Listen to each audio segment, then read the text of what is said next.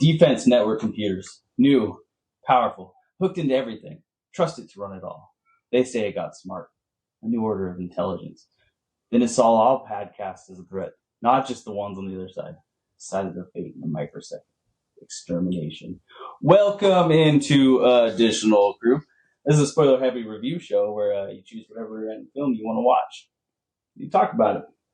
This episode, we bring you a cyborg assassin from the future attempts to find and kill a young woman who is destined to give birth to a warrior that will lead the resistance to save humankind from extinction. I'm, of course, talking about James Cameron's The Terminator from 1984.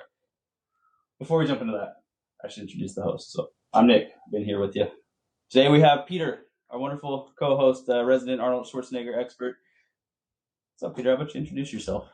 Well, I've known Nick for 3 years. I'm a huge Arnold fan, and I've been a fan since I was a kid, actually. I remember I remember my parents and my uncle and aunt renting Terminator 2, and me and my sister were like on the stairs, like sneak watching the movie. And of course, we were like, I don't know, like 10 years. I was 10 years old, and that movie obviously it's rated R. It made a big impact, but I don't think they knew I was watching that. But just it made a huge impact, and Arnold made a huge impact on me. So I've been a fan ever since then. And yeah, I'm excited for this opportunity to be on your podcast, and this is the first podcast I've ever done. So sick. Well, we let's do it. I appreciate it. Definitely, like, it's super helpful. It's awesome. We get to talk about this movie. I've loved Arnold Schwarzenegger since this was like the film genre my dad would let me watch as a kid. That was definitely too much for me. Was Arnold Schwarzenegger movies? He's like, yeah, it's sci-fi action. It doesn't matter. So we watched Predator. We'd watch Total Recall. We'd watch all these films. And Terminator, of course, a part of that. Terminator 1 and Terminator 2. Terminator 2 is just such a good movie. It is. Gosh, I mean, I would say it's even better than this movie, but hey, this started it all. So. James Cameron has this thing where he likes to take this like horror concept and then follow it up with this amazing action film right afterwards. Yes. I mean, he didn't do Alien, but he did do Aliens. Aliens, yeah. Yeah. We'll talk about that in a little bit. You know what? So let's talk about their very best. Peter, I'm going to have you start off here. I need to go grab something. Oh, okay. Yeah, totally. The very best. Well,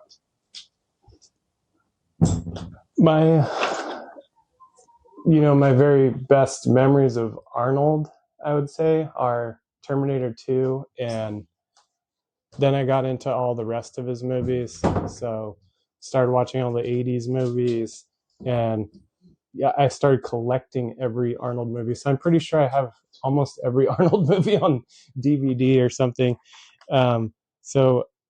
And then I got into like working out and bodybuilding through Arnold. Not like I'm a bodybuilder, but I just got into working out. Just because seeing Arnold, I'd never seen someone that looks like this. So I'm like, what is this? Like, how I didn't even know this existed, like, before I saw Arnold Schwarzenegger. It's ridiculous. Like, the punk's clothes in this movie fitting Arnold Schwarzenegger, and when he takes them off, it's one of the funniest things. They must have burly, and I'm just like, that's hilarious. Must have been a like 4XL jacket or something. They wore baggy clothes back in the day. I love it, like scrawny dude, and he just takes the clothes, and they don't show him putting them on for a reason, because the next scene he just looks so big, and I'm like, dang. Yeah. So I've been a huge Arnold fan. Then I got into working out because of Arnold, and just started following his like whole life. And he has such like an inspirational story from a small town in Austria to being governor of California and becoming a multi-millionaire and owning businesses and being like a A-list celebrity actor. So, and I actually went to his hometown when I was in Austria. Oh man, that's awesome. And I saw his house where he grew up. And they have like a shrine for him? Not at the house, but I mean, some other family lives there now, but it's just a typical like German or Austrian style big stone house, and just a tiny town. And so to for Arnold to have the vision that he had, even way back then, and to come here, he always wanted to come to America and be famous. Kind of always stood out, not a normal person, and so he's an inspiration. No joke. I only got into Arnold, so the other actors, Sure. Okay. I have not started yet. Well, okay, then I'll go ahead and say, so I don't know which movies you said here. Oh, just the 80s. I just mentioned 80s movies in general, and then the Terminators. Yeah. Perfect. And audience, that's my bad. I left a poster board out there. We'll find about what that's about later. So I love Predator, Total Recall, Terminator 2. Again, these are the movies that, like, as a kid, I watched. Like, anything with Arnold Schwarzenegger now I'm into watching at least once. I won't say it's all perfect. No. There's some goofy movies in there for sure. It's definitely cheesy and awkward, but that's kind of also the allure for me, is because Arnold doesn't fit in. Like, he stands out, and I felt like I never fit in. So it's kind of like an outsider being cool or trying to be cool, even if he's not fully cool. Fair. Yeah. Do you have a least favorite Arnold Schwarzenegger movie? Out of curiosity, I hate to go that way, but I am curious. I mean, Last Action Hero is probably one of the crappier ones, and some of the ones in the beginning. I mean, I actually like Hercules in New York, but it's very cheesy, and the original version didn't even have his voice. It was just dubbed over because he could barely speak English. What does he say? So I don't know, probably something like Last Action Hero, but yeah, that's like one of the most like kind of unknown and crappy ones, I would say. And then some of the earliest ones are he's like barely in, like this movie called The Villain, and it's like kind of cowboy western movie. Oh, I love it. His character is Handsome Stranger. Wonderful. I think did you ever watch Red Heat? I watched Red Heat. I actually just watched that with my wife I don't know, a few months ago, for like not for the first time, but I just pulled it out of my collection. We randomly watched it, but yeah, that one was funny. It was good.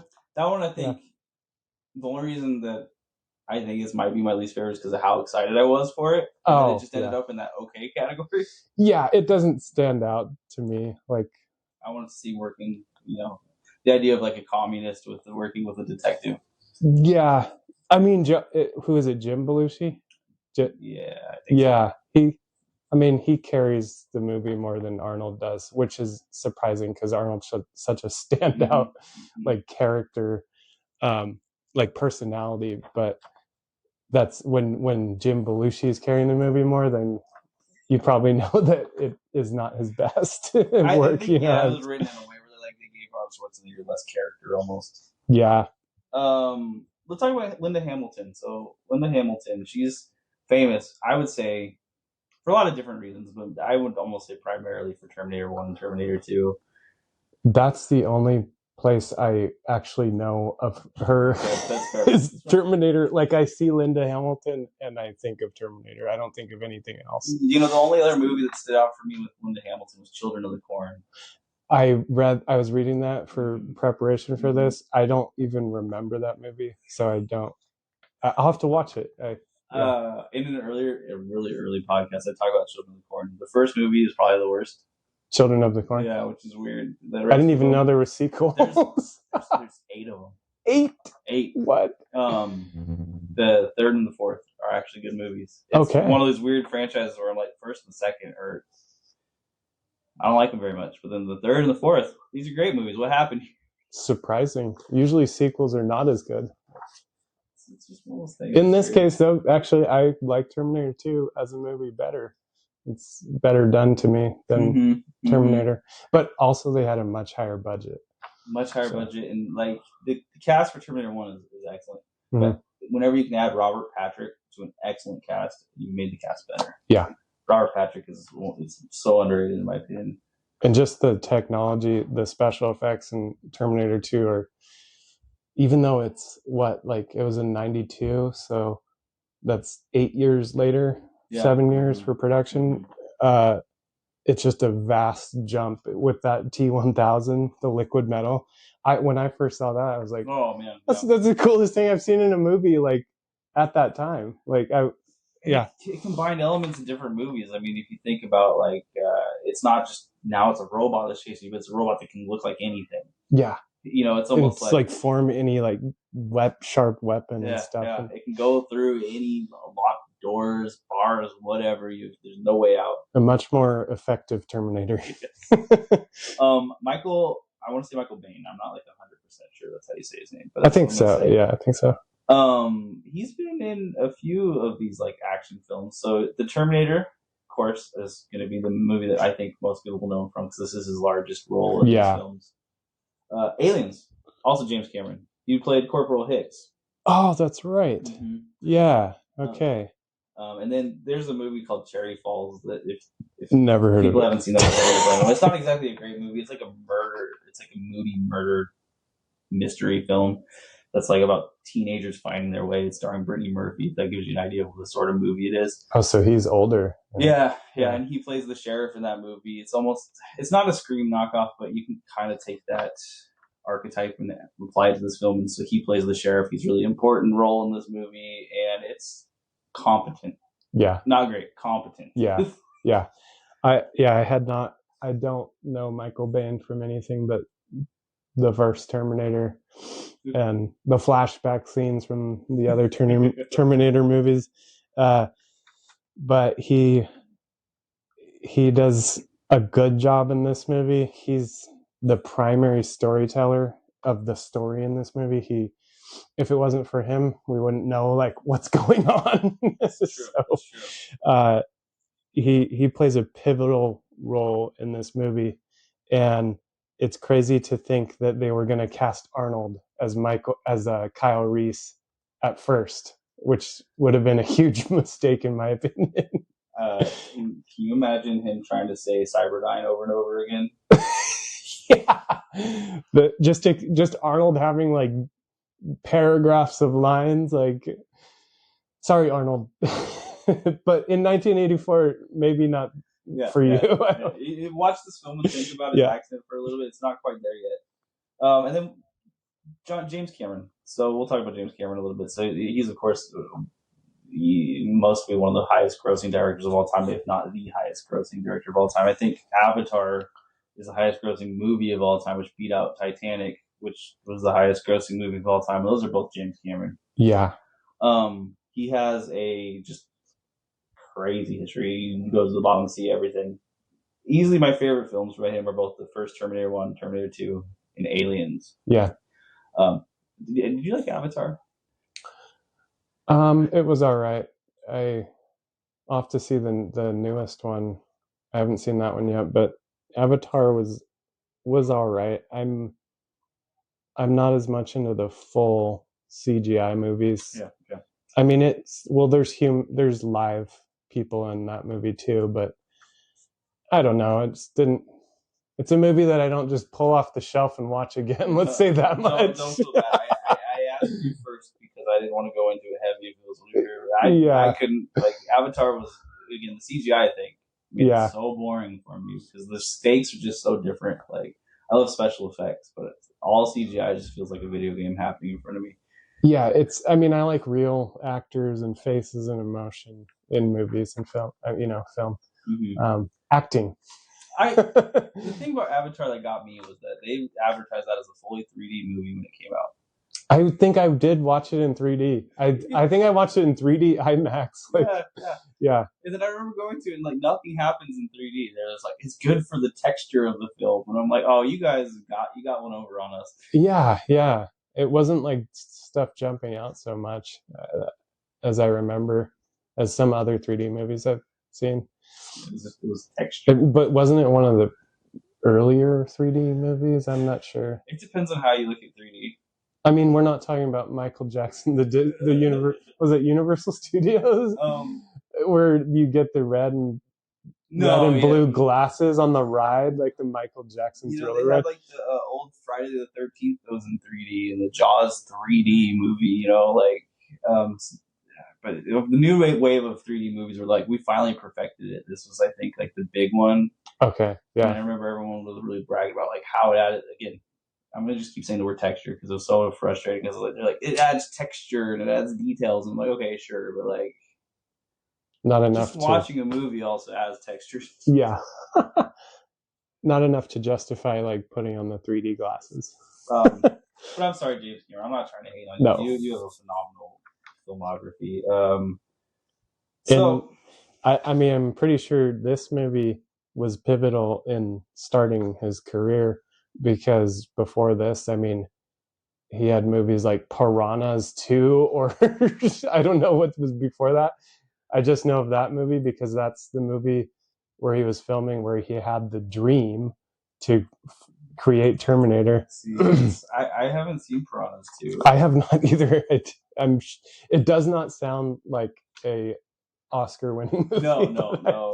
I've heard that one of these Piranha movies, and there's like 4 or 5 of them, is good, and I'm wondering if that's the one. Maybe because it has James Cameron. Could be, right?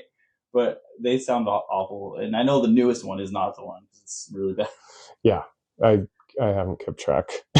That's fair. This is like those films that I put on in the background when I really know I don't actually want to watch a movie, but I want background noise. Yeah. It's like you choose a movie that's so bad that there's no chance you're going to get distracted.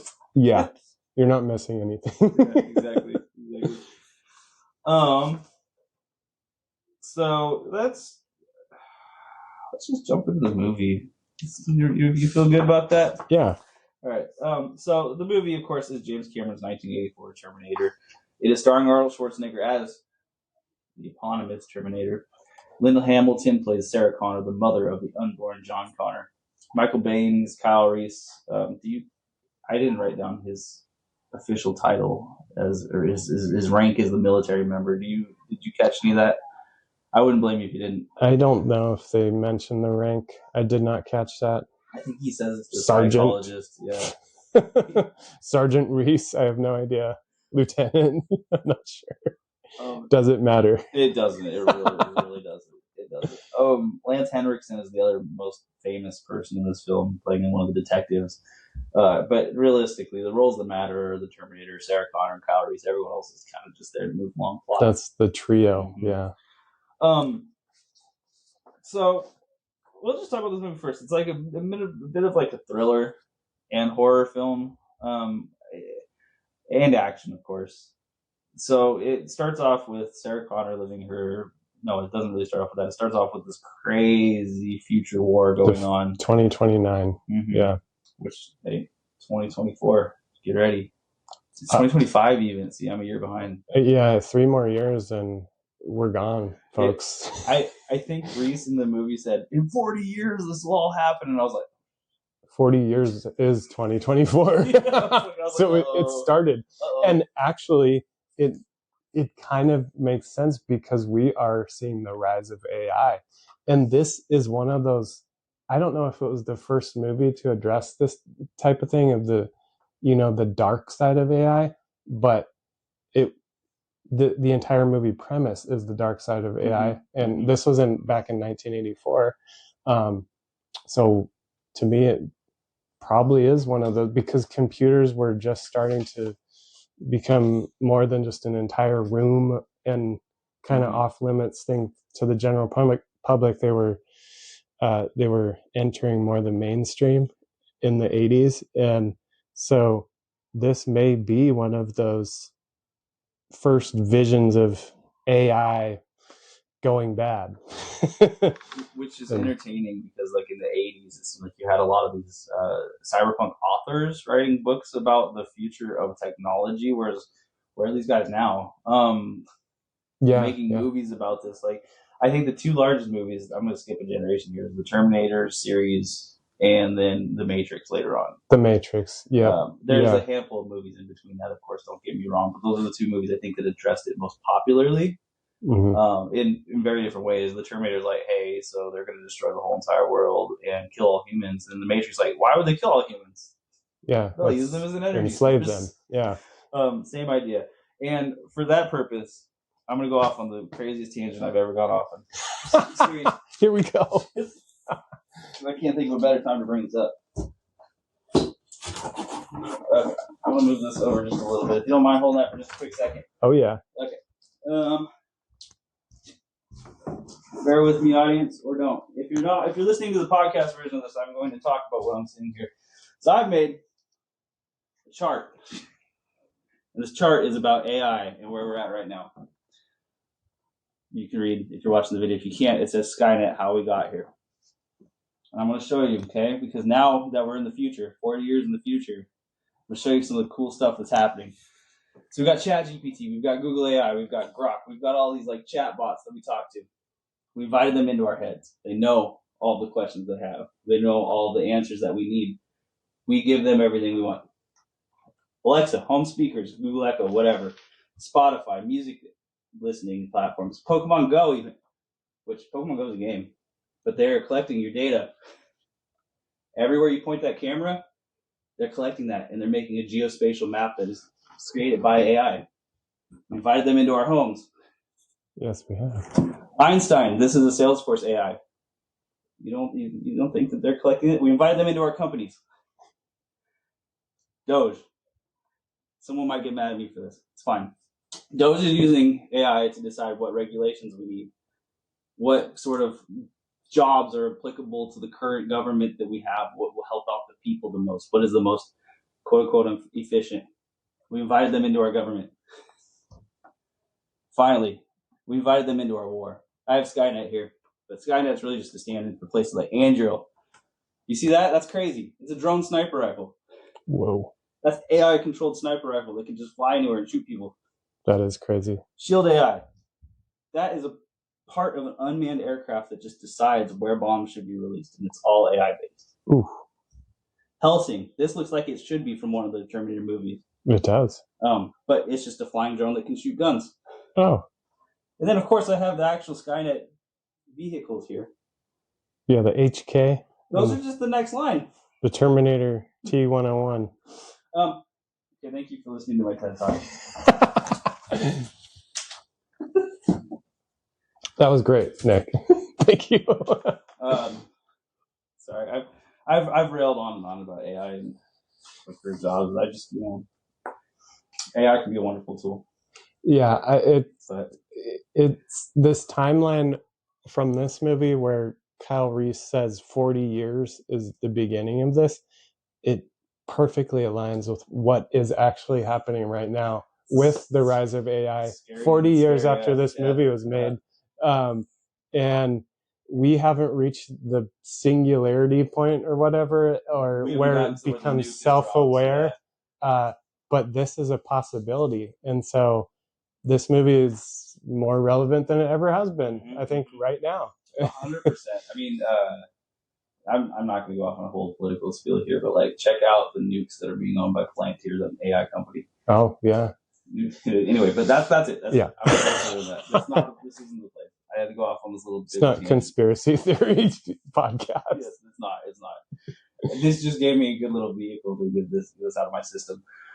Okay, so the Terminator, however, and Reese are back in the past. Reese is protecting Sarah Connor. The Terminator's job is to kill Sarah Connor before she can give birth to John Connor to stop the resistance from destroying Skynet in the future.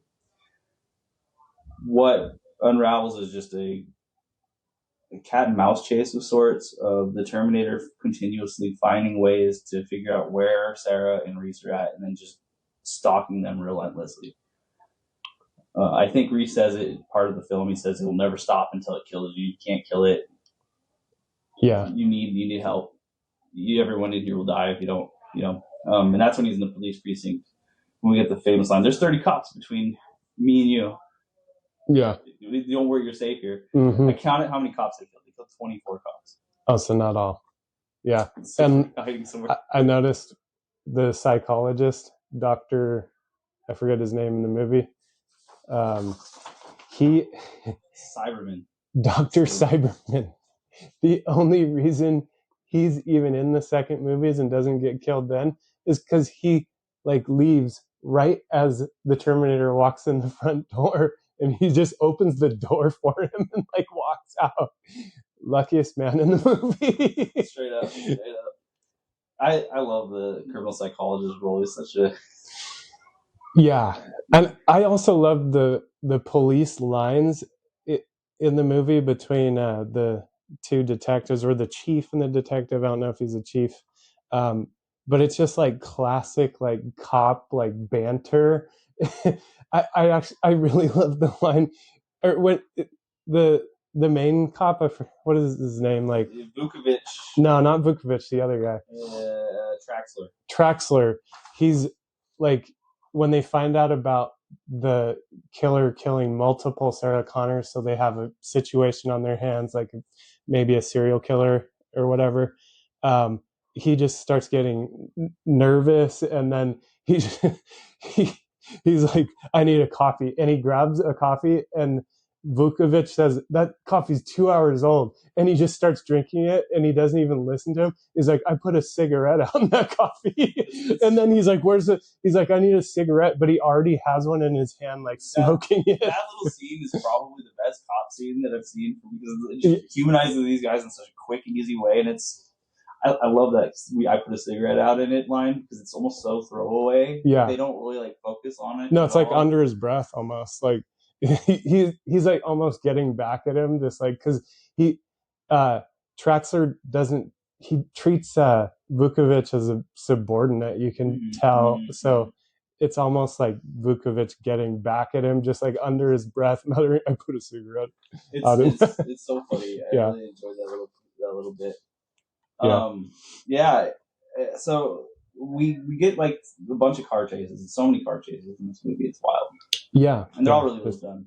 Yeah, for the 80s. Yeah, two drivers, each holding one hand on the steering wheel, one hand in a shotgun, shooting at each other is the funniest thing I think I've seen in a movie. Yeah. Just the idea that they can hold and control these cars while shooting shotguns at each other. There is a lot of good car chases in this movie. It's actually a dominant part of the movie is car chases between Reese and the Terminator and the police chasing all of them, both of them. But yeah, they are well done car chases, like real car chases back like they used to do in movies. No like CGI, no, like they're actually bashing cars and like flipping cars and like crashing cars. That explosion of the tanker at the end, like that must have been the most probably real. I mean, it was real. Yeah. So I can imagine showing. I was thinking when they showed Sarah Connor standing close to it and like leaning her head over, I'm like, that must have been like 180 degrees right there. I know when I was watching it, it's like Kyle Reese jumps in a dumpster to protect himself, but Sarah's just like out in the open, and somehow she survives. I guess she's farther away. It's movie magic. That was a fair use of it. I like the story of this film. I think it doesn't like get enough credit, because a lot of films tried to do the same idea of like, okay, evil robots, especially this time. I'm going to bring up a specific film. It's called Rotor 3000. It's ROTOR as an acronym, 3000. And it's about the same idea, like a robot comes to kill humans for whatever reason. And the main difference between that story and this story is that James Cameron does a really good job of world building in this. He does some exposition dumps with Reese that show up at the right moments. So, like with the criminal psychologist, or when he's talking to Sarah Connor. Exposition dumps aren't always great, but in this case, because there's no other way to tell the story of the world that's existed, I'm giving it a pretty big pass, and I'm enjoying it. And I think that this world building really elevated this movie from what it was to what it is. Yeah. The movie starts out with the future scene showing the HKs, like these huge, massive robots rolling through in this post-apocalyptic Los Angeles. Everything's destroyed, and they're just hunting the last surviving humans. And Kyle Reese is one of them, as a soldier fighting back to him. We see that, but we have no context until Reese starts explaining this stuff in the movie to Sarah Connor, which he has to do because he goes back in time. Nobody has any idea that this is going to happen. So there has to be a character to explain this to the characters in the movie and to the audience of the movie, secondhand. It reminds me a lot of I assume you've seen Die Hard at some point, right? Yeah. Like how the cop gives the walkie-talkie to John, and it's just someone so he can exposition dump his whole entire life onto. Yeah. And get you into it. It's like it has that similar setup where this structure is made where the exposition dumps, they're necessary, but they feel okay. Yeah. Yes. They're necessary for the audience and also for the characters in the story to understand, to make the story make sense. That's a good way to put it. Yeah. The characters need it just as bad as we do. Yeah, it's like Sarah Connor's like, who are you? This guy comes out of nowhere trying to kill me, and then this other guy comes out of nowhere trying to like stop the Terminator, and it's like, what's going on? It's such a funny setup because they make Reese purposefully look like a homeless dude, I think, in the beginning of this film, except for his sick Nike kicks, which they show over and over again. Well, he steals clothes from a homeless guy. It's like I imagine in my mind, like even as a criminal psychologist, you have this dude who comes up to you and he's spouting all this nonsense. Of course, you'd be like, okay, I gotta get away from you. Yeah, and I mean, Reese comes from a future where he pretty much is a homeless soldier, and Michael Biehn and the character Reese do a great job at portraying that. Like, I feel like Reese maintains that desperation through the entire movie, and he is just on a mission, and he's very focused on what he's doing, like a soldier to complete his mission, and he just is very resourceful too. And for him to come back in time and like build pipe bombs later on in the movie and just figure out all this stuff and steal weapons from the cops, and he's just like a resourceful guy. And Michael Biehn does a great job at like portraying that like desperation. He 100% does, and something I really like about the future scenes in particular is it sets off what you're saying. It shows Michael Biehn in like his home. Yeah, and that's the weird tunnels where everyone looks really destitute and downtrodden. But also, it shows off the reason why he has the skills he does. Like, the question I would have is, how does he know how to drive a car so well? But in one of the scenes, it shows him driving a car away from one of the gigantic HKs through crazy rubble. So it's like, it's established this dude can drive a car through a crazy situation. It's like everything is kind of explained, even if it isn't exactly through exposition. And if they do need the exposition, they use it.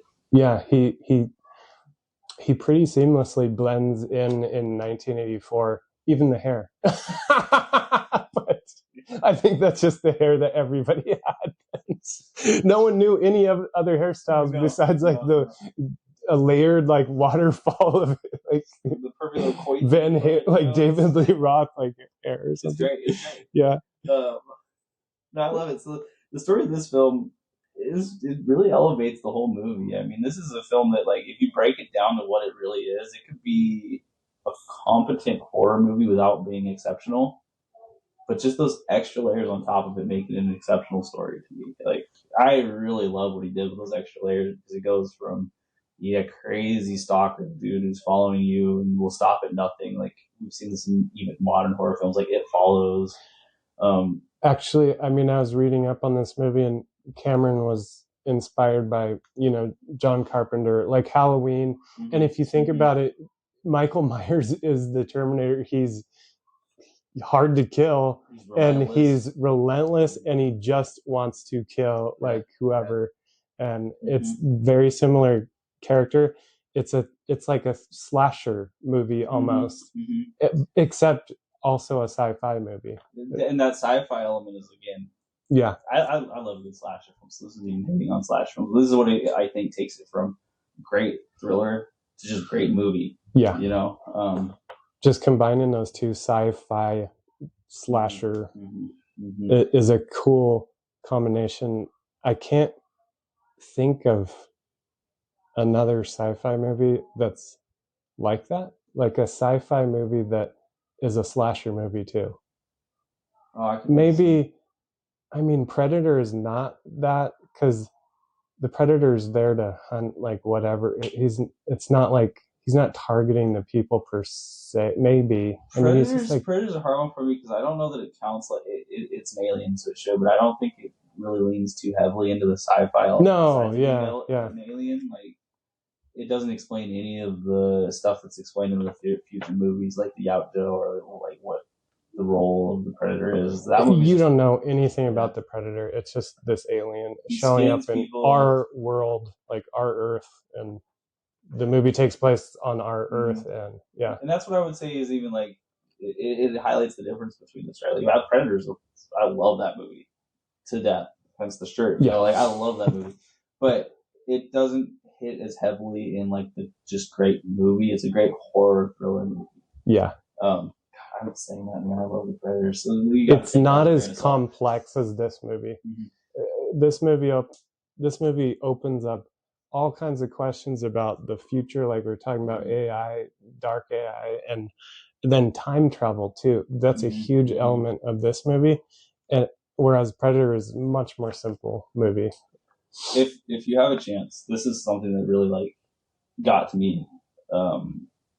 And this is like as a teenager, so maybe it doesn't hit as hard as an adult, but like all of the background novels and comic books are so good. And for both Terminator and Predator, now that we're talking about, but like Terminator ones are also phenomenal.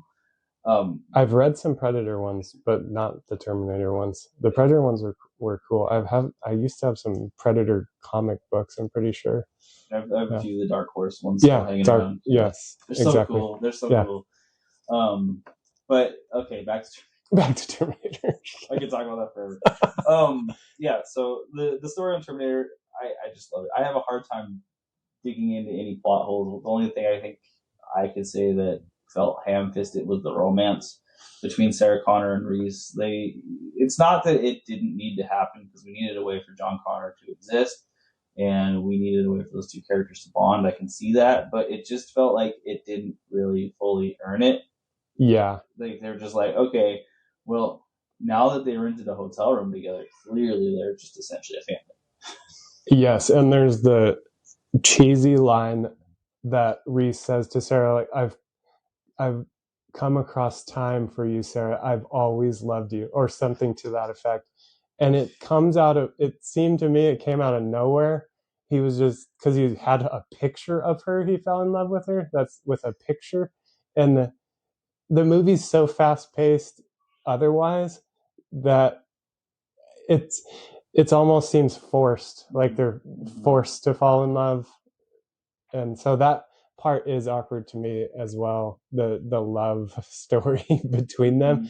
And then this whole thing, Reese and Sarah Connor, Reese being the father apparently of John Connor, opens up a whole discussion of this time loop, as I'm calling it, where how it starts to blow your mind trying to think about it. And I can't really explain it. I don't know enough about time travel or time travel theory to properly address this like issue of Kyle Reese being the father of John Connor, but John Connor sends Kyle Reese back knowing that he's going to impregnate Sarah Connor and give him birth. So it's almost like John Connor is creating himself. how I looked at it, but they attempt to explain this in a couple different properties for the Terminator, and I would say they don't ever really successfully do it. They just keep making John Connor a cooler character, and I don't mean like in like the outwardly cool. I mean like he just is more stoic and more able to lead directly, which means he can make whatever decisions he needs to. Yeah. They make him like this otherworldly, like perfect commander. Yeah. They do talk about him in this movie the same way, so it's not like he wasn't established as that. But it's funny because it's like then the decision was always made and it was never going to be part of emotions. But like, come on, John, it's your dad, but it's also your subordinate. Yeah, and it's like it had always been set in time that Reese was going to be his father.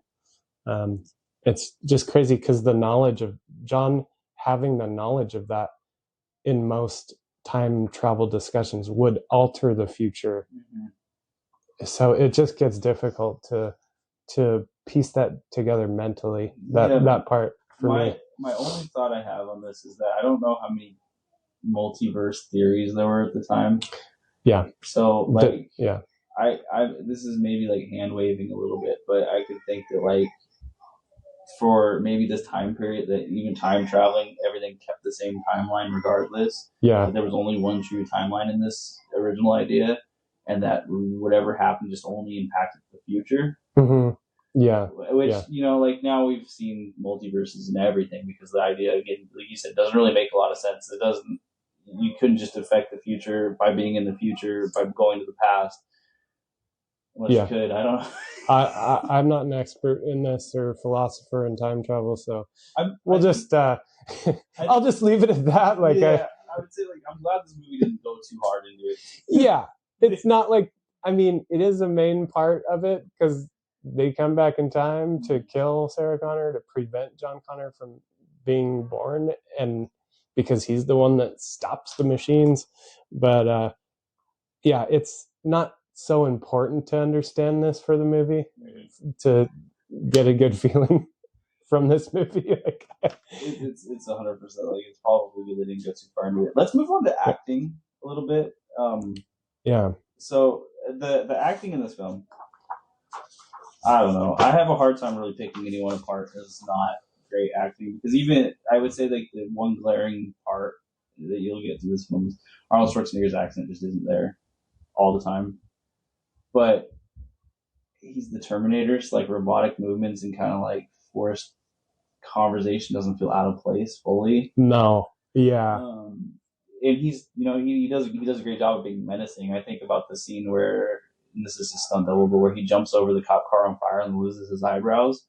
Yes. Immediately after that, he's just menacing the whole way through. Before that, he's kind of I agree. And after that, he's just menacing. I agree. I noticed that too. Watching it, I was that was a major change in his demeanor or character, from the Arnold with nice locks of hair to it getting burned off and no eyebrows, and it just made him more of that killer machine look. Mm-hmm. So that's the classic look from the poster, the movie poster, or his hair's burned off and his eyebrows are burned off. And that was a change in his character that made him less human. 100%. It happens really fast, but it's so effective. So Reese, I think, does an excellent job acting. If I had to look at Reese as one scene that exemplifies the acting, it really is that criminal psychologist scene where they're playing him on the VHS tape to Sarah. Yeah. And you can see that he's trying to explain it to him, but when he recognizes that doesn't work, he just starts screaming and shouting, because the mission is the only thing that matters to him. So he starts trying to talk to Sarah directly. Yeah. Which I guess he wouldn't know how cameras really work at this time. And just like I mentioned earlier with Reese, Michael Bain, he just portrays that desperation throughout the whole movie. Mm-hmm. And he does a great job at that. And I'm surprised he wasn't in more movies. I don't know what happened to his career. Yeah, I think he just got kind of wrapped up into the action sci-fi universes, which is probably not a terrible career to have, but it's not one that catapulted him into stardom. Yeah. Kind of kept him in more of this obscure roles. I mean, he could have. This is such an iconic movie, and it became so that maybe it kind of typecast him into that certain type of thing. And you would be hard to imagine him doing some romantic comedy or some other type of movie.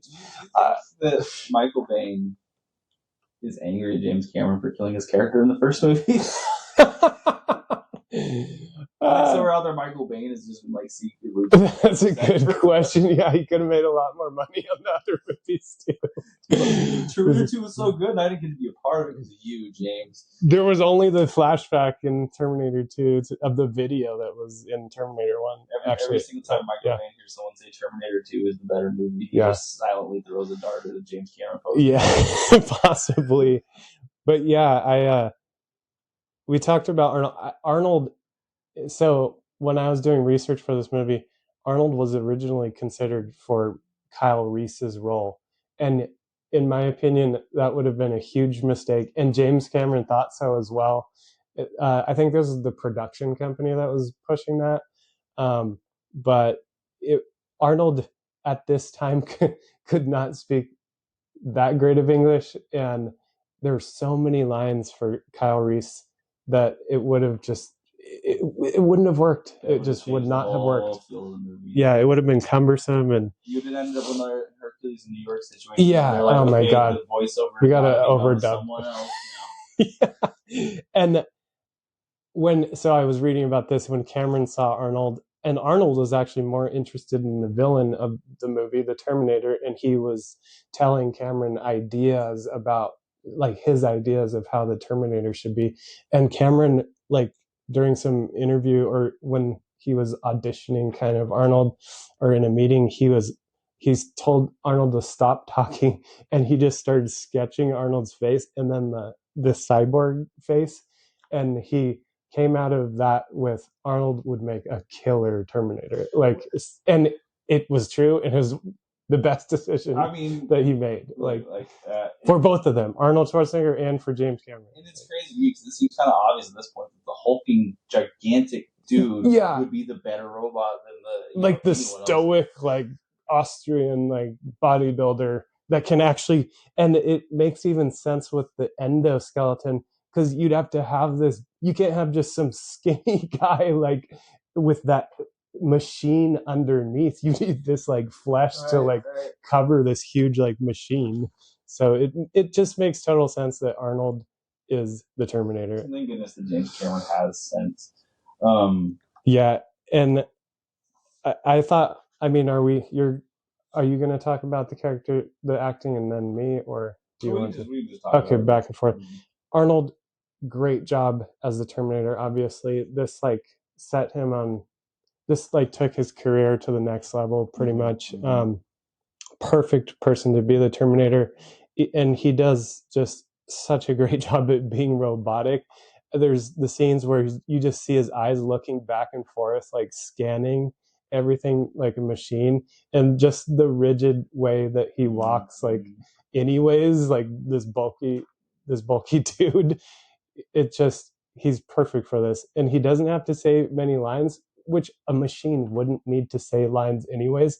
This is a machine that's focused on one thing: assassinating Sarah Connor. Every single line he says has to be in that mission. Yeah, everything he does is moving that mission forward. So you don't need to be giving a bunch of dialogue to move that mission forward. And the dialogue that he does is just has become classic Arnold lines. How many times does he say, I'll be back? Yeah, how many times does he say that? One time in this movie. One time in this movie, and then it's every single movie after this has it once somewhere. Yeah, this was the first I'll be back. It's so funny because it happens at such a kind of, I guess it's an important time, but when he just is leaving the police station, he just says, I'll be back. Yeah, thanks. Yeah. Why do you even say that? And so that brings me to some of the lines are not even necessary. And I wonder who wrote these lines? Are they to just have a punchline, or because some of them are completely unnecessary lines? A Terminator wouldn't need to say "I'll be back" if he's going to come back. He would just come back. And then the line where he's in the gun shop and he's just starts loading a shotgun, and the guy's like, "Hey buddy, you can't do that in here," and he's like, "Wrong," and just pulls the trigger. It's why would he say that? That wrong line is delivered so funny. Wrong. This is Arnold Schwarzenegger is the greatest one-liner actor delivery of all time. Yes. It's so easily seen right there because it's a stupid line. Let's be real, it's so stupid, but it's delivered so perfectly that it's hilarious. And this is the movie that I think started these one-liner things. Then Sylvester Stallone says some one-liners in Rambo movies, and other people kind of ripped that off. Yeah, I would say, okay, this is off the cuff. I give you time to explain or time to think about this. Who are your favorite one-liner actors? One-liner. And we'll say Arnold Schwarzenegger easy. Of course, number one. Yeah. One-liner actors. God, there's not a lot that. I just mentioned Sylvester Stallone. For First Blood, he barely has lines in that movie. And then, Arnold is the one I can think of right now. So no, that's like I said, I didn't give you time to explain. Yeah. Time to think about it. Like if you haven't, My only close second is Bruce Willis in the early '90s. Bruce Willis, but he's got a very different delivery. He delivers it like every man. He's like the thought that's going through everyone in the audience's head, and he delivers that as his one-liner. Yeah, and maybe I would say now Keanu Reeves in like John Wick or like, because Keanu Reeves doesn't have a lot of dialogue usually in his movies, so he's kind of on that one-liner bandwagon. No, that's good, because the John Wick movies, I think, have taken him up to the next level as far as that goes too. Yeah. Sorry, I had laughed because I started thinking, have you seen Johnny Mnemonic? No, a long time ago. I don't remember it. Yeah. Keanu Reeves, like his I used to live in a penthouse scene. I love Keanu Reeves. Me too. It's just, him getting angry is the funniest thing in the world. I just love it so much. So Arnold does a perfect job acting this, besides the cheesy lines, but that's not even his fault. It's like whoever wrote it, James Cameron or the screenwriter. Sure. Michael Biehn, we've talked about, does a great job. And then onto Linda Hamilton. What did you think of her? So it's hard for me to say that she did a perfect job in this, because I remember Terminator 2, where I think she did do a perfect job. Yes. She elevated her game for Terminator 2, which makes this one seem like maybe a little bit worse, but also she had an impossible role a little bit in showing someone who starts skeptical and then immediately believes, then immediately falls in love. So I think some of this might be a lot of the acting was just giving her a range that was a little bit hard to follow. Because like she's got to be terrified she's being chased by a crazy machine, because you forget she's just a normal person. She works at a burger like restaurant or something. Yeah, and she's got a friend that she goes out with on weekends. Like there's nothing, and then all of a sudden her whole entire life is just changed immediately in like the worst possible way. You've got a stalker that wants to kill you no matter what, and then some random crazy dude comes in to promise to save you, and you kind of like go through these emotions. I think she does a very good job. Yeah, but I think that maybe this is a writing thing, is that they just gave her too many immediate gaps to fill. Yeah, but I totally agree with that. What this is more to like the I don't know what you call it, but it's even the cinematography and filming. We'll get to that later. But when you first see Sarah Connor, it's the first scene in daylight. Like most of this movie is dark. It's like shot at night, and the first scene you see Sarah Connor is riding down like a sunny street in Los Angeles on her moped, and then this nice music playing. And so that was, from what I've read about the movie, that's supposed to be her character, a 19-year-old bright-faced like young woman. And so she does a good job at that, like portraying that.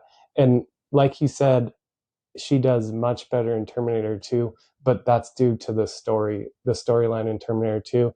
And also because Terminator 2 takes place later, so she's kind of been hardened by this. And so that, to me, is more interesting as a character, and more interesting for her as an actress to act those like kind of beaten down, like expert, or not expert, but like, she's seen bad stuff or whatever, and she plays that much better. I mean, it's appropriate for both of these roles. Like Terminator 2, she's more the veteran type thing. She's the trainer now. Yeah. She's the one who's preparing everyone. And the first Terminator, this movie, she's just a teenager caught off guard, like just living her life, like you said, and then just thrust into this. So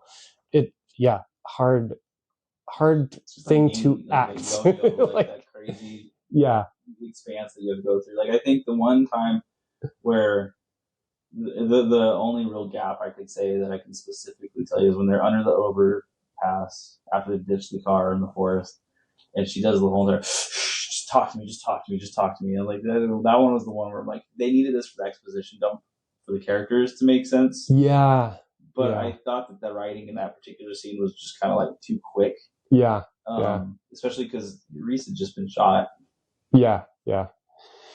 Yeah, I agree. But that and the hotel rooms are really the two glaring spots where they could have done maybe a little bit better, but that's also because that's when the most talking happens. It is. So, I mean, yeah, that was her opportunity, and maybe she didn't do the best. It wasn't terrible. You know, it was I'm fine. nitpicking a little bit. Yeah. Because I'm not out here to tell you Linda Hamilton did a bad job. No. She was fine for the role, and she doesn't detract from the movie. None of the acting detracts from the movie at all, in my opinion. So it's really, the acting is transparent, and some of it is even good, really good, like the Terminator's character, even though, you know, I mean, Arnold's just the perfect person to play for that. 100%. But the other actors, like we were talking about, the police officer, like the detectives, and they do a great job at doing that classic, like, police banter back and forth, like blown away, that's and everything. Yeah.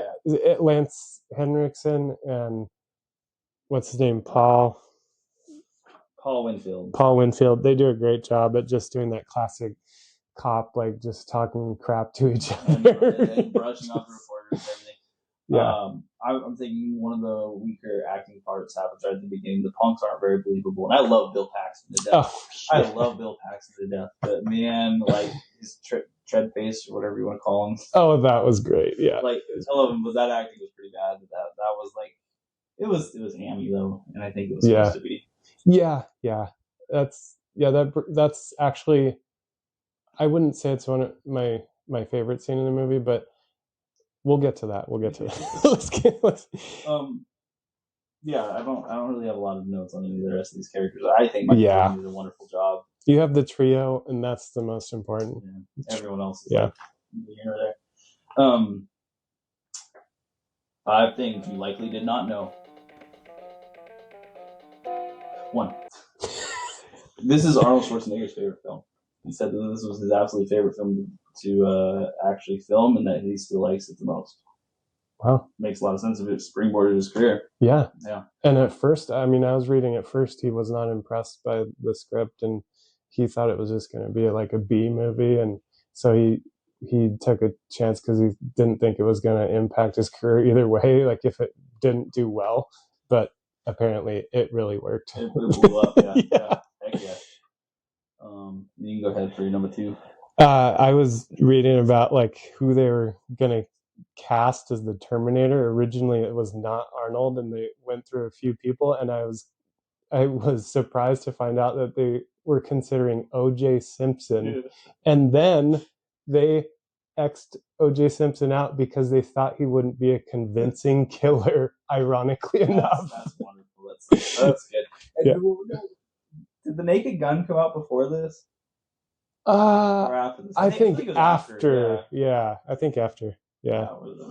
That's hilarious. That's so good. You couldn't go, if he was the Terminator, he wouldn't have been in The Naked Gun. Let's say that. Like James Cameron was actually telling the future in a lot of different ways. Yeah, that's true. He's like, yeah, he doesn't look very convincing as a killer, which I guess the jury didn't think so either. That's true. Hey, yeah. Number 3, Arnold's dummy face took 6 months to make. Ooh. That's Fantasy 2, the studio for you. I would have thought they did a better job. Well, yeah. Sorry, Fantasy 2.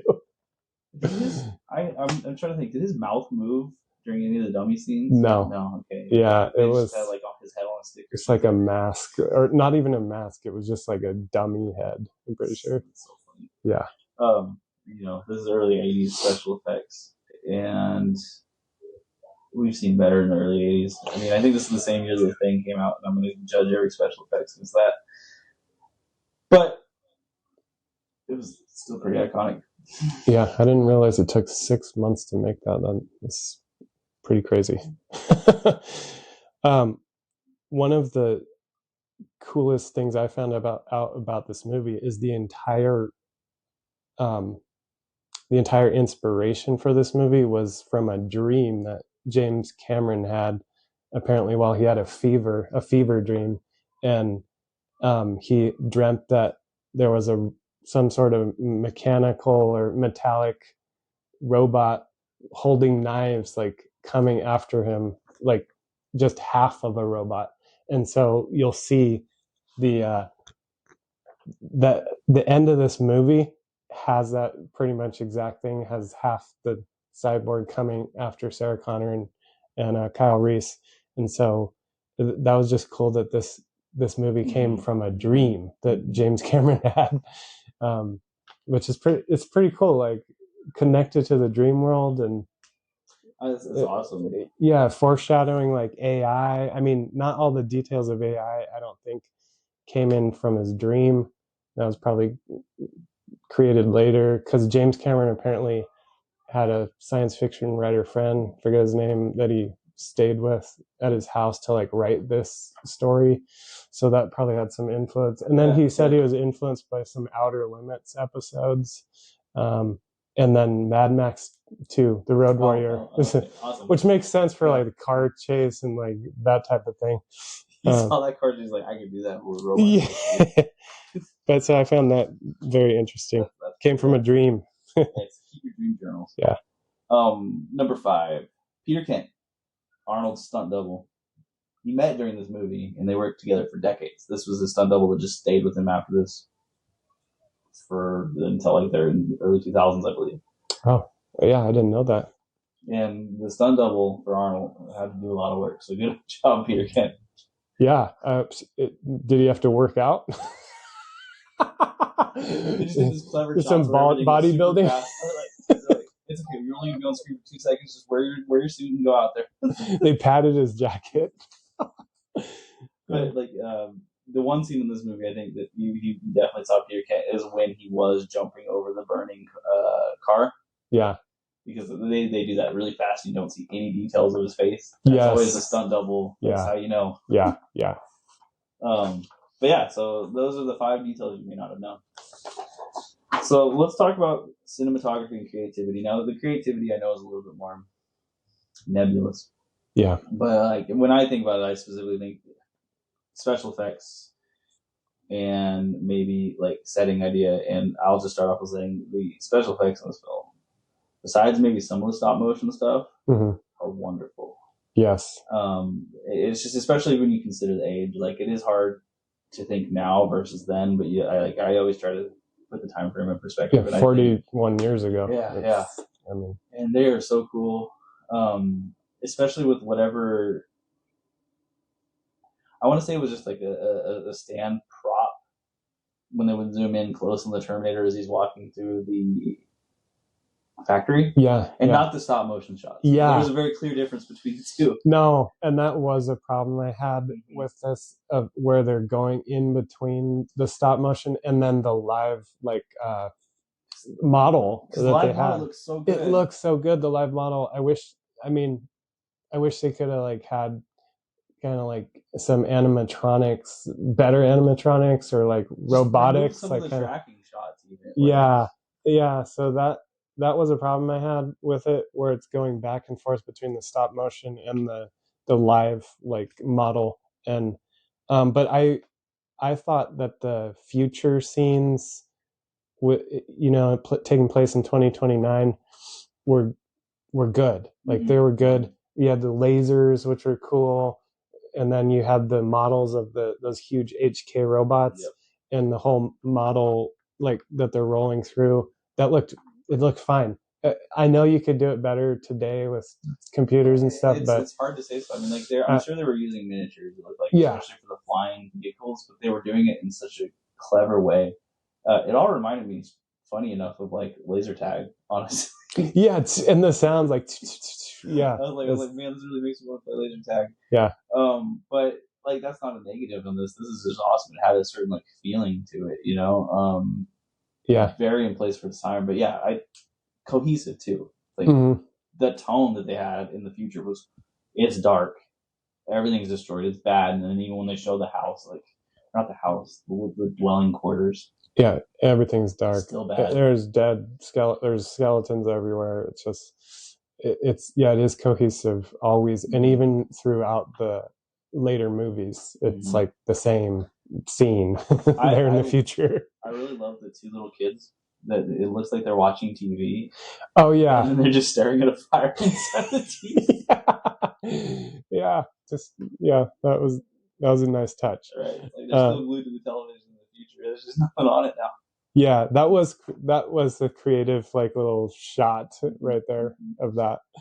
So the future creativity, awesome, especially because I don't know of any like there was sci-fi movies that showed the future, but I don't know if there are any that are like as post-apocalyptic even outside of Mad Max. Yeah, which Mad Max was just desert, which is perfect. Good job, Mad Max. But like this is a very different version of it because they're showing future L.A. Yeah, and destroyed buildings and everything.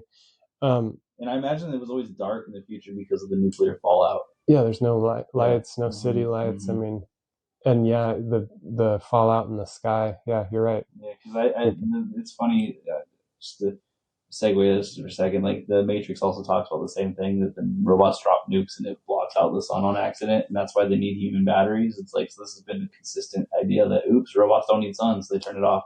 And that's very well thought out by Cameron. Just if he did that on purpose, which I'm sure he did, just the futuristic aspect is well thought out. Like the sci-fi writer he hired to help him with, well worth it. I would say for sure. Movie script writers, if you want to do something, go find a novelist somewhere. They'll help you. Yeah. So the creativity, future scenes are the most creative. The scenes in 1984 are, they're just 1984 Los Angeles. There's the car chases are pretty straightforward, standard, I guess, car chase. And the last scene in the movie in the Cyberdyne factory where the endoskeleton, the robot is chasing, is very creative. And just the robot itself, like the Terminator robot itself, is I'd never seen anything like that before this movie. I remember seeing like posters of the face and the red eye and stuff, and just like that, it's just like something that burns in your mind and is like you've never seen anything like that, and you always remember that, and it's just a whole like. It's really cool too because if you think about it now, it almost seems cliche, right? Yeah, but it's cliche because of this film. Yes. If you think about before that, it's like, what are your examples of like Doctor Who robots where they're all giant and huge and these a cyborg, like even the idea of a cyborg. But they explain it. It has hair. It has oil. It has bad breath. It has everything. It's just really cool. To me, to me this film like created the idea of a cyborg. I don't know if it actually did, but for me it did. This was the first introduction to that idea, like of a human machine type thing. I think I know in like Star Trek there's the Borg, but I think that was not in 1984. This is in like the Next Generation, like in the 90s. So it was after this movie. The only thing I think that touched on it maybe is the first Alien movie. Beforehand, but that's like it's a touch because they had the I don't know if they call it a cyborg and that or an android or whatever. And then Blade Runner. And I don't know if Blade Runner before this movie. Maybe it was. I forget when Blade Runner came out. It might have been before this movie. It might have been like a little bit before this movie. So Blade Runner definitely is the closest thing to that cyborg thing, but they're different. It's a different type of cyborg. It's a good company to be in either which way.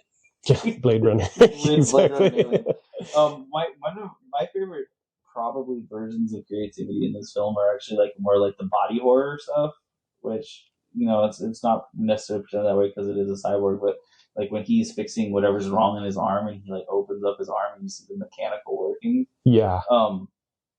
It's just this really cool version to show the robot under his skin, and I think that they did it very wisely. Yeah. It wasn't just haphazard. It was like it had certain moments and they showed some really cool little bits. Yeah. And kudos to them for that because I thought it was really well done. It was, it's the first introduction to seeing underneath the skin in the movie. So then that really drives home the idea that this is a machine when he's like cuts open his arm and doesn't even, there's no pain, like he doesn't care about pain or anything. He just does surgery on himself and is just like pulling the metallic tendons or whatever and fixing them. and then cutting out his like eye so he can see, and it really like makes you realize he's a machine at this point, because before that you hadn't seen the skeleton, or I don't even think it showed the red screen of his vision in the computer screen until after this. Because then I think you see the dialogue choices. That it was right after this like surgery scene. So that it really like was okay. This is a machine now. I really love those parts. The cinematography, so the camera shots and everything. I think that they were very well done. I'm trying to think of like scenes that were particularly breathtaking. I think the final scene of Sarah driving into Mexico with the storm overhead, while like it's a little cheesy, it was really nice shot up. I mean, there's a fake backdrop in that scene, like it's a mural or something. But yeah, that's that Jeep is so cool. The Renegade. Jeep Renegade, yeah. So cool. I was thinking that she's driving, I'm like, this is half the badass of the character. Just how cool this is. Oh yeah.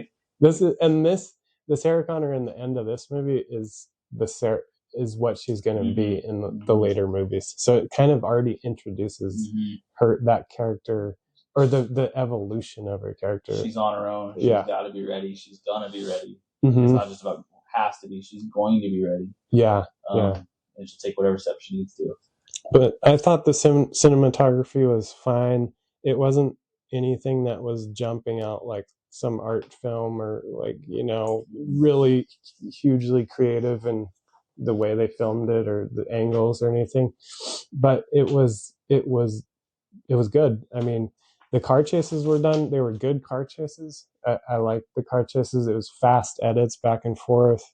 The gunshots, where they fired a gun, it immediately went to the hole like in the window and back and forth.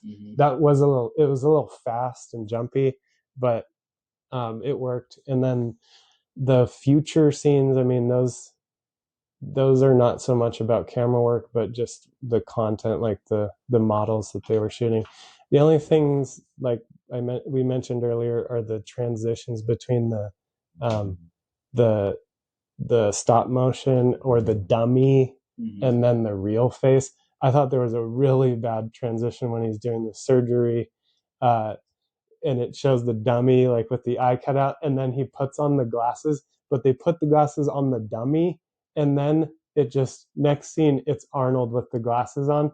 Like, I think they could have done that better. I don't know. I almost think that, like, if they couldn't make the dummy look better, they should have just like put Vaseline all over Arnold's face. Yeah, so, and like, or scene to like slowly like morph him into it. Yeah, or, like, gone over to a different character for a second and then come back.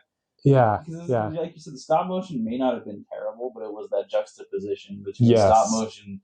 Here's a great detailed version versus now here's stop motion again, and then great detailed version. Okay, now I see the difference, and unfortunately, you're slamming my face into it over. That was my only major problem. The best shots in this movie were the Nike promos. God, those shoes are so cool. I know. And they showed them off a bunch of different. I actually have some shoes that my Nikes kind of look like those, and I bought them because of that. Dude, straight up, I looked at the shoes after this movie. I was like, these are badass shoes. You can get the exact same ones for $3,600. There you go. Oh, what's the model? They're called the Terminator now. Oh, okay. Yeah. I wonder what the original was. Yeah. The only difference between that and the new versions is the silver band at the top. See, I did look this up. It was really cool shots. What are you gonna do? I know, dropping his foot down with the Nikes on, and he sizes them just by holding him to the bottom of his feet. Like, so this looks good. Right?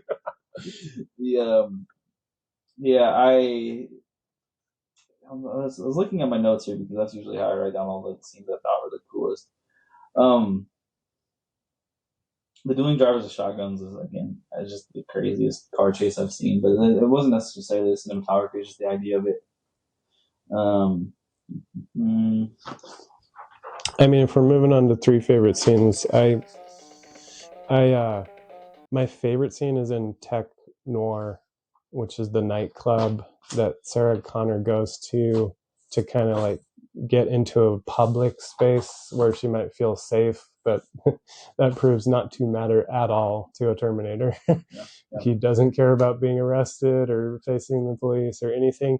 And so this was a pivotal moment in the movie to me, where she's kind of like hiding in the nightclub, and then the Terminator finds her there, and also Kyle Reese finds her there too at the same time.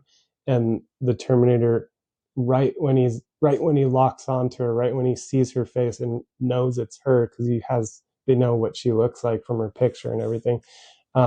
He's about to shoot her with the shotgun, and then Kyle Reese stops, and it's just, they do this slow motion there, they slow it down, and then they do this like delay in the music, like extra reverb, and just make it like kind of outer body type of, like, it's like a trip there. And it's just like such like an important moment, because the hunter has found his prey at that moment. And it is really cool, because you have like the whole fake out with the Canada Dry dropping the bottle so he doesn't see her at first, and then he does see her, and the difference between when he doesn't see her versus when he does see her is you can see that it's like it's danger in his face all of a sudden. It's more serious even. Yeah, he's no longer scanning; he has it, so he is now on a mission, and it's filmed really well because it gets very intimidating very quick. Yeah. And I like the 80s like club music too. You got me burning. It's great. No, it really is. It is.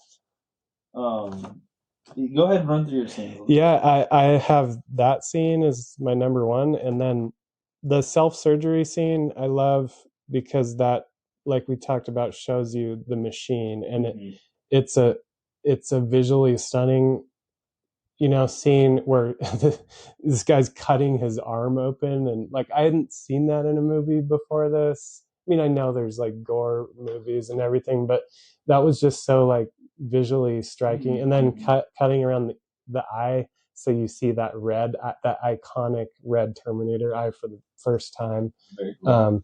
That was a striking scene.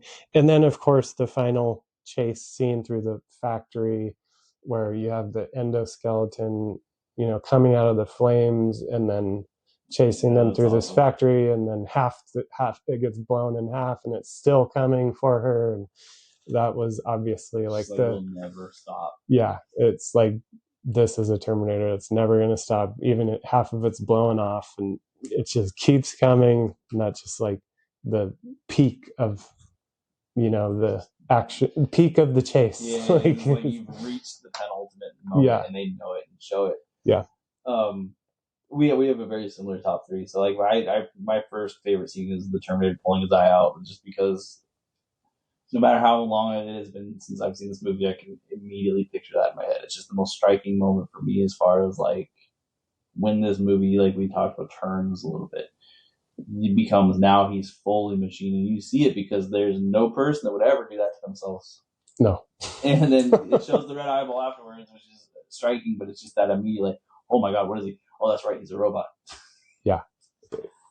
That hurts. Yeah. The Terminator rising from the fire after the explosion. So again, that first scene after, Reese and Sarah Connor think they've done it. They think they blew him up, and it's all good. He set on fire. He's done. And they're there, and then you see in the background, he just stands up. Yes. And it is so menacing looking, and it is so well done. And this is not the stop motion Predator. This is the really cool looking ones. Yeah. And then for me, the scene immediately after the Terminator steals the police car and imitates the police officer.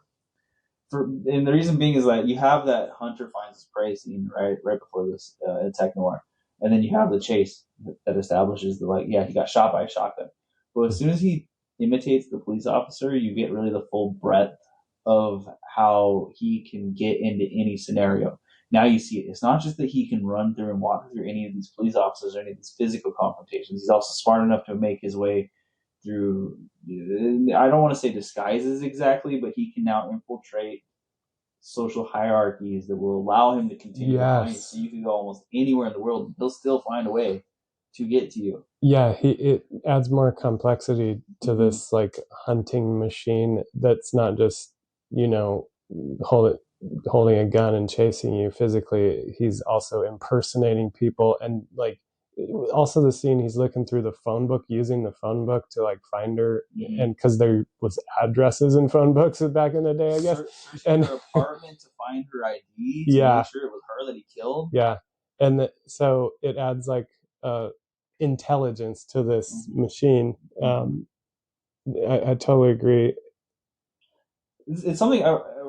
If we go to editing and pacing for a second, this is something that I really love about the editing in this film. Is that the tone switches here were very well done, and what it did is it kept adding to the intensity and the overall seriousness of the situation that she was in. Because it was like, okay, at first, yeah, you've got a stalker that's going to kill you. That's terrifying, right? But okay, now the stalker can't die to a shotgun blast. Okay, that's terrifying. But now the stalker can imitate anyone around you.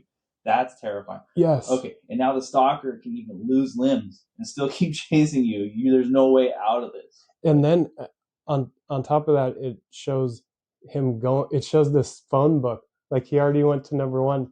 Then it shows his finger on her name. That little scene, and that adds to that intensity too. Like she's next in the phone book, so like this is the next one. It's just like the pacing for me is wonderful for that reason because it knows how to keep adding to that intensity. Yeah. And it keeps shifting. And again, like I've talked about the cheap imitators, this is where I think a big difference is. The story has good world behind it, but it also keeps ratcheting up instead of letting all that tension out like down. Yeah. It does that for a brief second during the hotel scene. But you know that he's out there like searching for her. He does it in the meanest way possible. Yeah. He goes and kills her mom and then imitates her mom. Yeah. Like, yeah.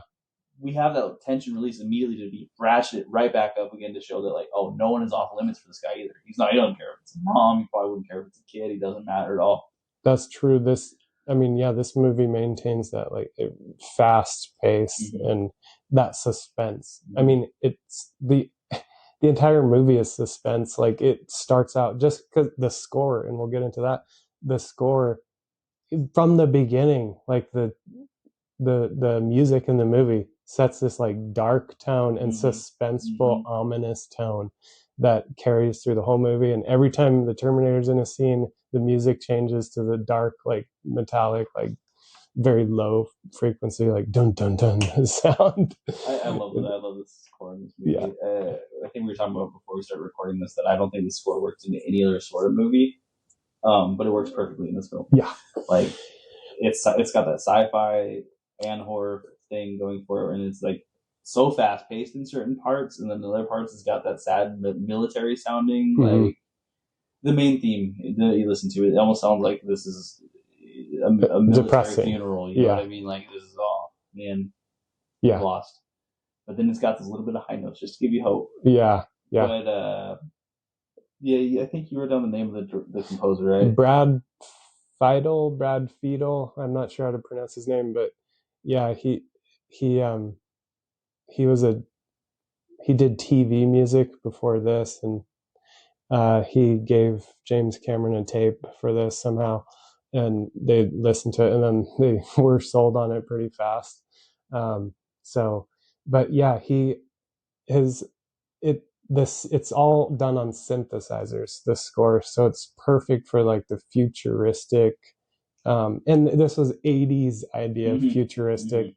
So it just is. The music and the score make this movie an iconic 80s movie, just based on the sounds that they had available at the time, like the equipment.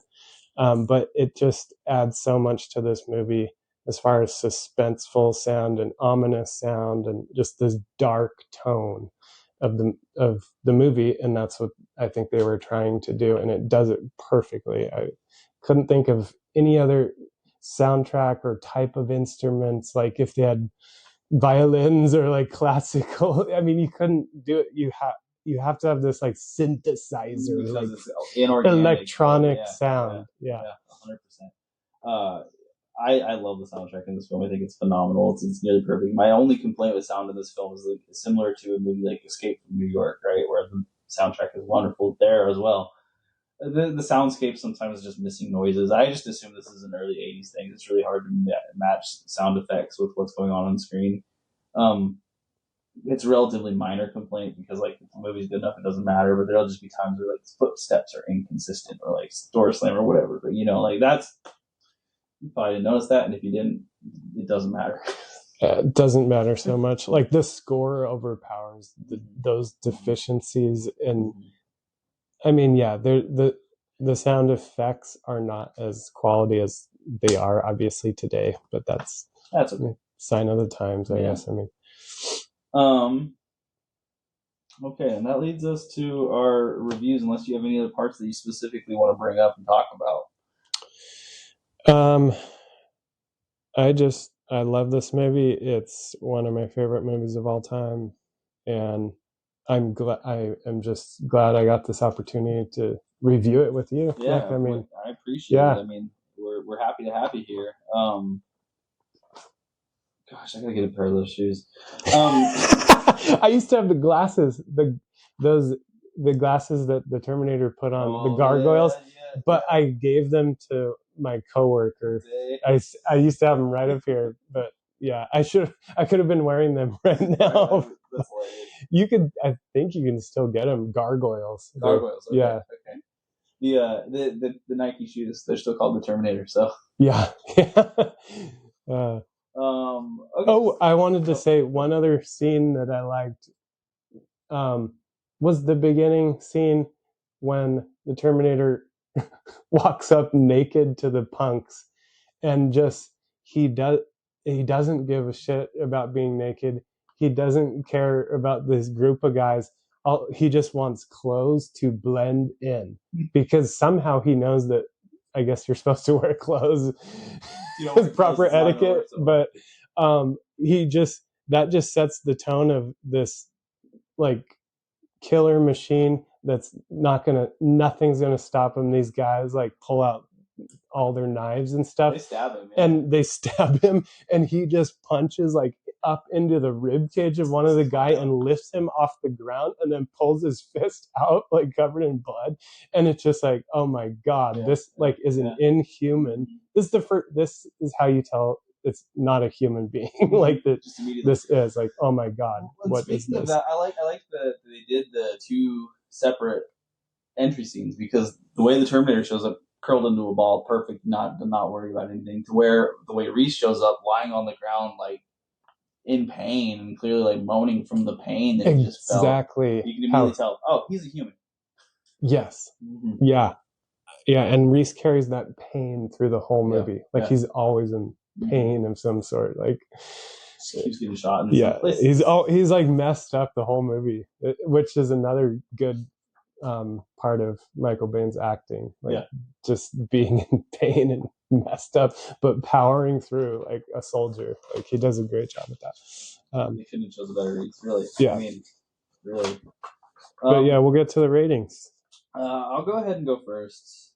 Can we do half ratings? Yeah, you can do half ratings. Like 0.5, but really, you can 100%. Like the rating, since it's so subjective, I give out a rubric, and as audience, if you want the rubric, it is on the Instagram at some point in one of the pages. But the rubric is just more of like a feel it out, because ultimately, as non-expert reviewers, however you feel about the movie is really. I won't do halves. I've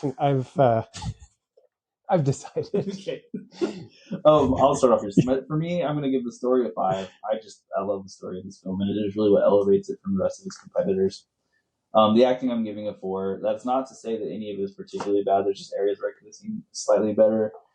Creativity, cinematography, that's a 5 for me. Even with the stop motion scenes, I really love what they went for here, and they really they nailed it. Editing, pacing, we talked about the ratcheting up attention. That's a 5 for me. Sound is a 4. If the soundscape would have been perfect, then it would have been a 5, because the soundtrack is amazing. So what that brings me to is a 9.2. I'm giving it a 9.5 out of 10. That's nearly perfect.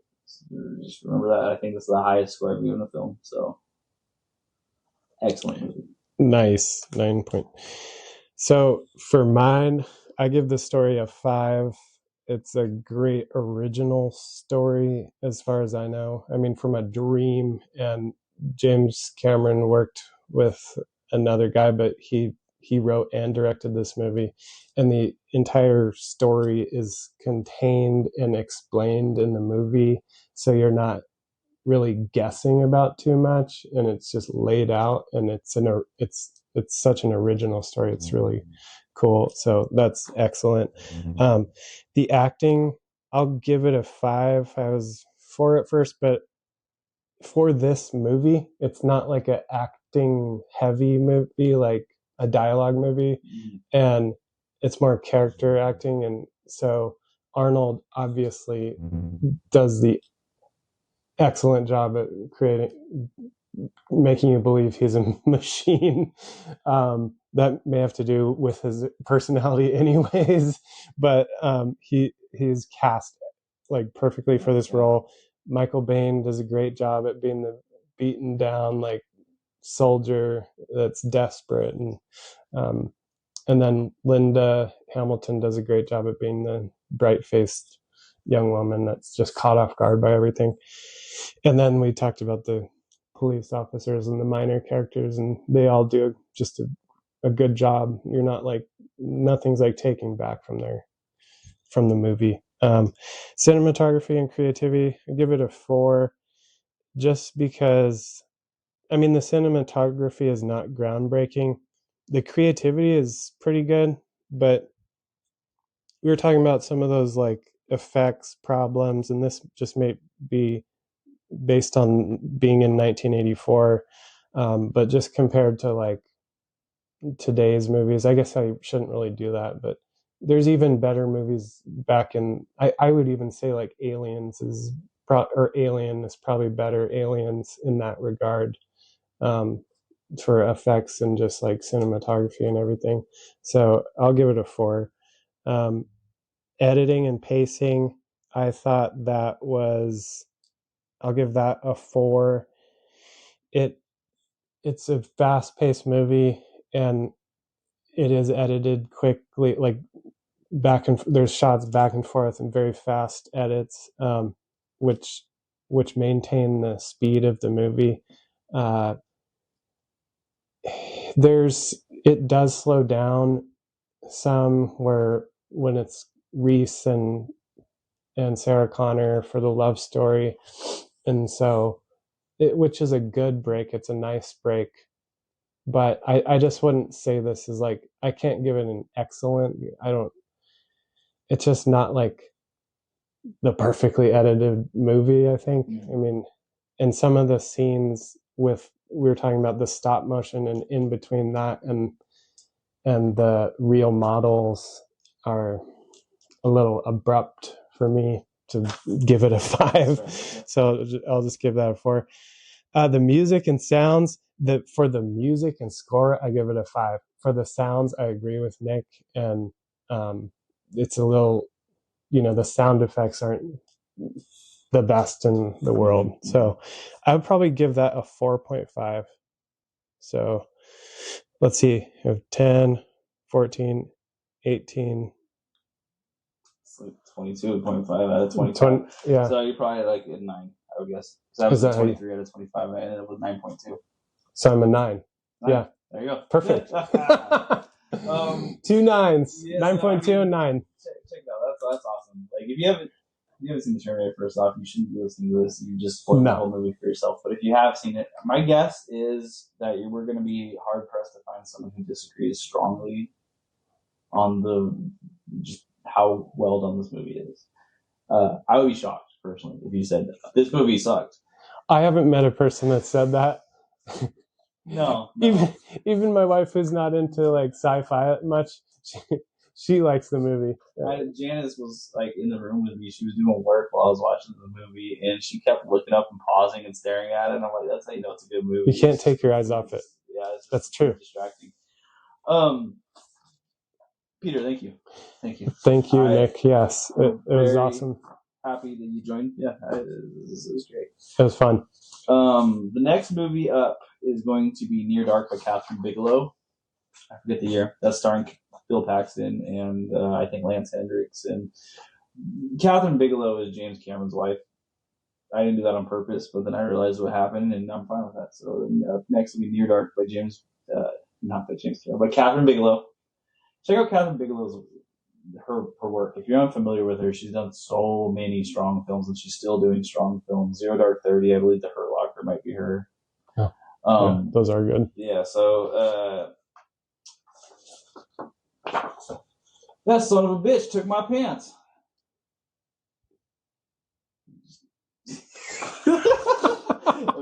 It's okay. Awesome.